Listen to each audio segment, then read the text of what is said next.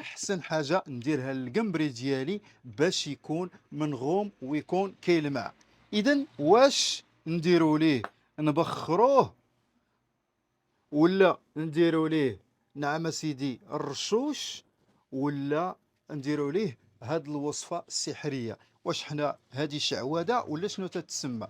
اذا حنا اليوم حنا في واحد الجلسه فنيه، ولكن طبعا قناويه، ولكن مع آلة القنبري، ماشي مع الموسيقى ديال القنبري. حنا اليوم مع آلة القنبري في واحد الطقوس اللي هي ديال الآلة. اليوم اسيدي حنا غادي نبخروا هاد القنبري ديالنا، ولكن علاش غادي نبخروا القنبري ديالنا؟ وغادي ناخذوا العصائر طبعا اللي هي ديال الارواح ديال الامساك اللي هي طيبه، كما تيسموها هنا عندنا في الصحراء الرشوش، كما بحال هذا الشكل هذا. واش حنا سيدي غادي نعطروه ولا غادي نبخروه ولا شنو غادي نديروا ليه هاد الوصفه السحريه؟ اذا غادي، علاش كيديروا هاد الناس كيديروا البخور؟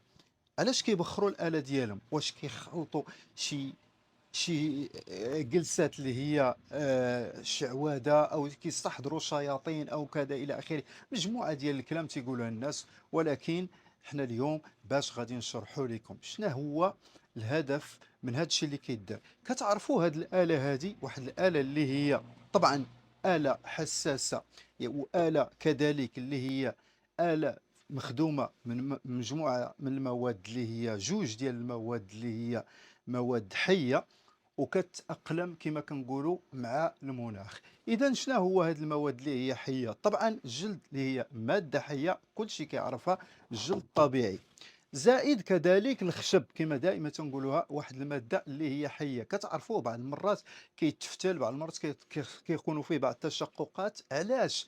لانه كيمتص الرطوبه كما تنقولوا، كيطلقها وكذا. ضروري ملي كيتلمع يعني تيخضع لبعض المعايير في التلميع والى اخره. كتعرفوا هاد الاله هذه غالبا ما كتكون هي في الظل، يعني واحد الانسان كتكون عنده واحد الاله وكتكون في الظل. وملي كتكون في الظل لانها شنو؟ علاش؟ هنا فين جات المساله ديال البخور اللي كنبخروا هاد الاله هذه. كتعرفوا شي حاجه دائما كتطلق هاد الدخان هذا اللي كتشوفوا، هاد الدخان هذا شنو الدور ديالو؟ اكيد كيجري على الطفيليات وتيجري على البخوش. مثلا كنعرفوا انه اللي مثلا عنده الذباب ولا الدبان في واحد البلاصه بغى يجلس فيها، شنو تيدير؟ كيطلق البخور باش يجري على الدبان. او الناس اللي كيبغوا يحيدوا العسل، شنو تيديروا؟ كياخذوا وسيدي الدخان تيطلقوه، وكيهرب النحل وكياخذوا الشهد اللي هو فيه العسل وكيعصروه. اذا هذا الدخان كيجري على الطفيليات. دابا ملي كنبخروا حنا هذه الاله ديالنا بحال هذا الشكل هذا، ملي كيكون شي حاجه وداك العمامه ديال الدخان بحال هذا الشكل هذا اللي كتشوفوا، اشنو تيوقع هنا؟ الا كيكون شي طفيليات ولا شي حاجه كتخرج، هاد الطفيليات اي حاجه تتبان لك كتشوف واش كاين شي حاجه كاينه فيه، شي طفيليات كما قلت لكم السوسه، كما من قبل اللي تكلمت لكم على انها كيفاش انك تقهر السوسه. اللي بغى يشوفها راه كاينه في الفيديو السابق. اذا هنا هادو هما من الاساسيات علاش كيدار البخور، ماشي شعوذه. اذا الاجابه كانت صحيحه. غادي ندوزو الرشوش. هذا الرشوش كيتشهر به ومعروف في الصحراء انه هذا الرشوش مهمين بزاف، لانها كيكون واحد الخليط ديال الارواح ديال الامساك وبعض الشوب اللي هي مهمه فيها عطر اللي هو جميل جدا. كيديروه في اللتام، يعني كيتسمى واحد اللتام اللي هو مغنقي، وكيديروا مولاي. نعم سيدي مولاي كيدار في العرس الزفاف ديالو، وكدير كذلك العروسه في الملحفه ديالها الى اخره. هنا حنا كيتشدوه الاخوان اللي كيعرفوه كيسموها السقوه، الناس اللي كيخدموا هذا المعلميه ديال هذه الاله هذه، وتحيه لهم من هذا المنبر هذا. واليوم كي كناخذوه هذا تيتصفى، كتاخذ فيه مجموعه ديال النكهات اللي بغيتي انت الى اخره، وتديروا في هذه القريعه هذه اللي كتفتح. يعني هذه راه ماشي، هادشي كله اصطناعي اللي صوبناه هادو معروف هاد الشيء هذا، يعني من ديك كيسموها السقوه، وكيرش بها بحال هاد الشكل هذا في الاله ديالو. هادو ما عندها علاقه بلا شعوذه لا بتا شي حاجه. اذا دائما بصفتي انا خوكم ملمع الخشب والجلد والمعادن، وعندي واحد التجربه اللي هي كبيره وكتعرفوها ويعرفوها مجموعه ديال الاخوان. اذا هنا الحمد لله من خلال هذه التجربه ديالي اليوم غادي ندوزو لواحد المساله اللي هي جديده ومهمه لاول مره وحصريا من الفكره ديال عبد ربه. هي هذه، هانتوما غادي تشوفوها بحال هذا الشكل هذا. هذا ابتكار حيوي طبيعي 100% وصحي وما عندوش شي علاقه، هانتوما، ومنتوج كذلك غذائي، يعني تاكلو ما عندوش شي ضرر، ما عنده حتى شي حاجه. وجبته خصيصا لهاد الاله، وكنهديه لجميع الحريفيه الاخوان الناس اللي كيديروا المعلميه ديال تاكناويت. هذا اهداء لهم الخوتي. وغادي نشرح لكم طبعا هذا المنتوج هذا باش غادي تعرفوه، وغادي يفهموني بزاف الناس اللي كيعزفوا هذه الاله هذه وكيعرفوا بحقها وتيعرفوا الصناعه ديالها، ماشي غير اللي كيشد الاله وكيعزف. انا اليوم جبت لكم منتوج الاخوان ديالي وفكره الناس كنقصد بها المعلميه الحرفيه والناس اللي كتصنع هذه الاله هذه وعندهم غيره عليها. اذا هانتوما كما قلت لكم اسيدي، هذا اشنا هو هذا المنتوج هذا؟ شنو هو هذا المنتوج هذا؟ وهو كما قلنا كيكون من الودكه. هاد الودكه شنو هي؟ هاد الودكه غادي يسولني واحد العدد كيقول شنو هي الودكه. هاد الودكه معروفه عندنا في الصحراء، يعني معروفه بزاف وكيخدموها الناس في الاكل. هاد الودكه هادي وكيديروها في مجموعه ديال الادويه الى اخره، يعني فيها واحد المنافع كثيره، ولكن انا ماشي الدور ديالي، ماشي اختصاص ديالي. ممكن تبحثوا وتدخلوا وتشوفوا تقلبوا عليها وغادي تعرفوا الفوائد ديالها. اذا الودكه مناش كتصايب هذه الودكه؟ واحد العادات كيمشي غلط كيسحب هذه الودكه. واش هي الشحمه ديال الجمل؟ هي لا، هي ماشي الشحمه ديال الجمل، وهي الدروه ديال الجمل. الدروه ديال الجمل هي هذه اللي كتكون في الفوق ديال الجمل، يعني اللي كتكون في الظهر ديالو خاصه. الشحمه طبعا غادي تكون في المناطق الاخرى، ولكن هنا هذه كتكون الا في الظهر ديالو. اذا كيفاش هادي يا سيدي؟ كتشد الودكه، كتمشي لعند السيد كتقول ليه اعطيني الدروه. كتسمى القزار، باقي كتكون يعني خضراء، كتسمى الدروه. كتقول ليه ودي اعطيني الدروه ديال الجمل.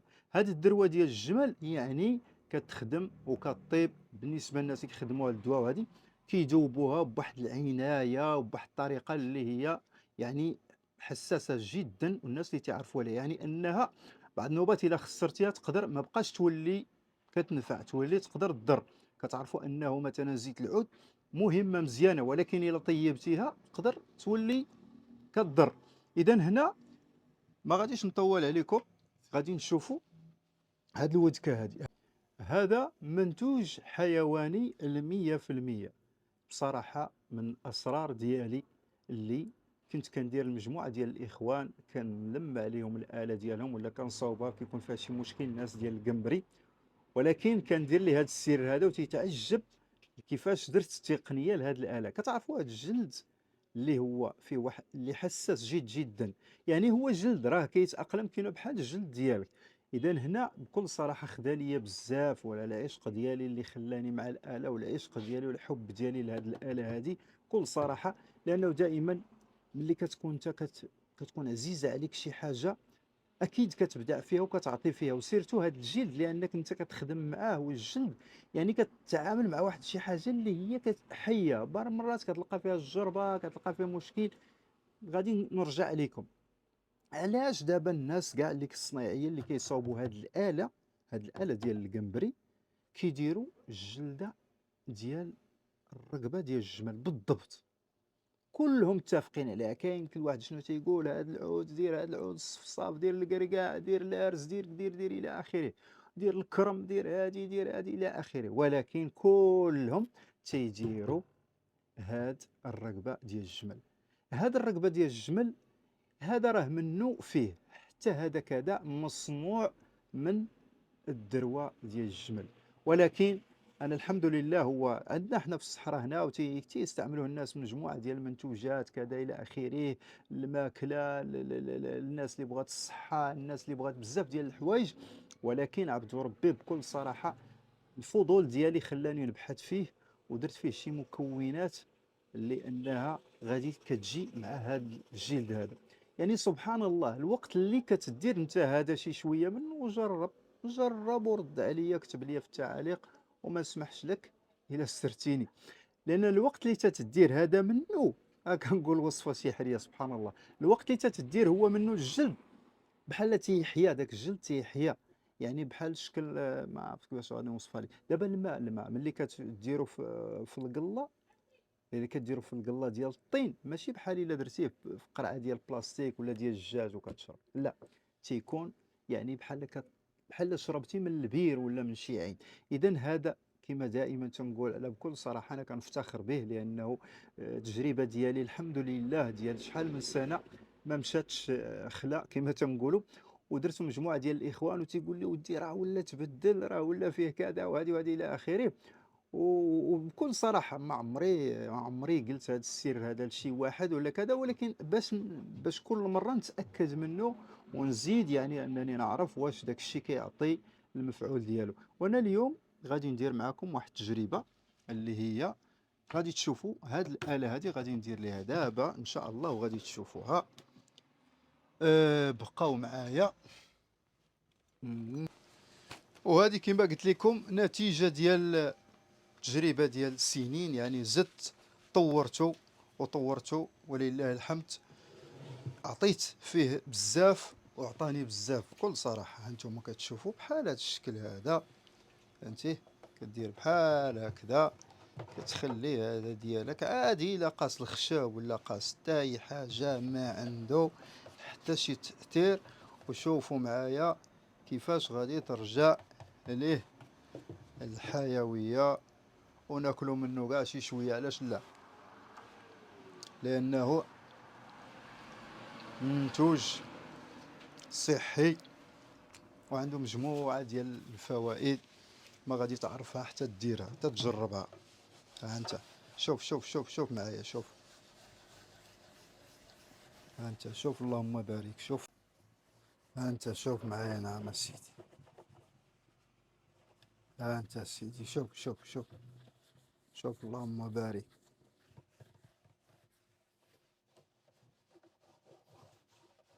وهاد العمليه ممكن تديرها في اي وقت وفي اي لحظه، لانك البلاصه اللي فيها الرطوبه ولا شي حاجه ما كتبقاش ليك، يعني ما كتدخلش لهذيك الرطوبه، كتديبوشا لهذوك التقيبات ديال الجلد. يعني ضروري كتعرفوا انه هاد الاله ديالك راه بحال الوجه ديالك، لان الجلد كيبغي واحد العنايه. كتعرفوا الناس اللي كتكون في الشمس كيديروا بومادات ديال الشمس، الناس اللي كتكون كتعرض لمجموعه ديال الحويجات، كتحاول تدير بعض الحويجات اخرين للوجه ديالهم والوصفات. علاش؟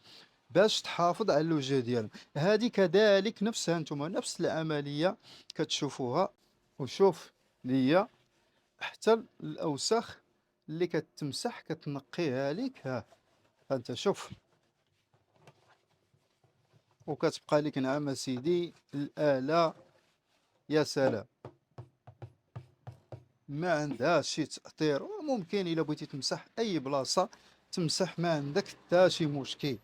غير هو الأساس كما على حسب القيمة ديالها، وهذه من الأحسن يعني خدم على الجلد. ولكن فاش يبقى لك راه ما كاين حتى شي مشكل أنك إلا دوزتي لهاد الآلة ديالك لكاع الخشب ولا أي بلاصة، ما كاين حتى شي مشكل. كدوزها ليها وكتبقى لك كتلمع. وخليه بحال هذا الشكل هذا، يعني غير ما يبقاش يطلق مثلا في يديك بحال هكذا. الاخر دوز واحد الشيفونه بحال ها هو، شوف سبحان الله تيشرب. ها انتم شوف، انا دوزت، ها شوفوا هذا كي داير. انا دوزت كيشرب هاد الجلد، تيمتصه، يعني انه محتاج ليه الجلد، يعني ما كيكونش شاحت، كيكون كيشرب وكيبقى معاك، كيطلع الجلد، يسخن وتيطلع. وهاد العمليه راه ماشي ممكن تديرها حتى اللوطار الا بغيتي، فهمتي، ممكن تديرها حتى اللوطار. كما كتعرفوا هاد الالات لانها الجلد، فهمتيني، الجلد. ولكن كما قلت لكم هذا راه تخدم بزاف، سبحان الله العظيم، في عجاب العجاب، يعني كيفاش كتأقلم مع هاد الجلده هذه ديال الرقبه ديال الجمل، كتأقلم معاه سبحان الله. وكذلك ممكن كما قلت لكم ممكن نديروها حتى اللوطار. هانتوما ممكن كذلك نديروها اللوطار ديالنا. هانتوما نمسحوه هي الاولى، وهانتوما شوفوا معايا كذلك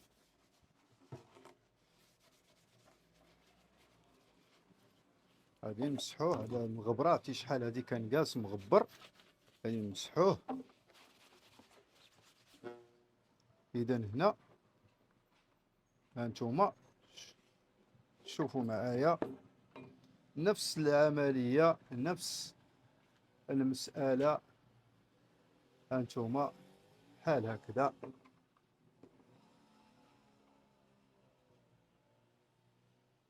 غير شي شويه، كدير غير شي شويه وكيعطيك اللهم بارك. انا نحاول ندير لكم كارت اخر باش تشوفوا معايا المساله. هانتوما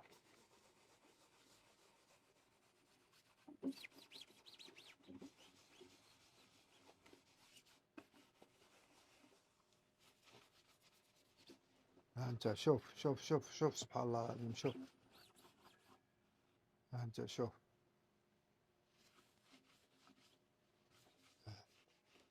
تيمتص وكما قلت لكم ممكن تدوز اي بلاصه تدوزها ليها، راه ما كاين حتى شي مشكل. ها هانتوما هادو.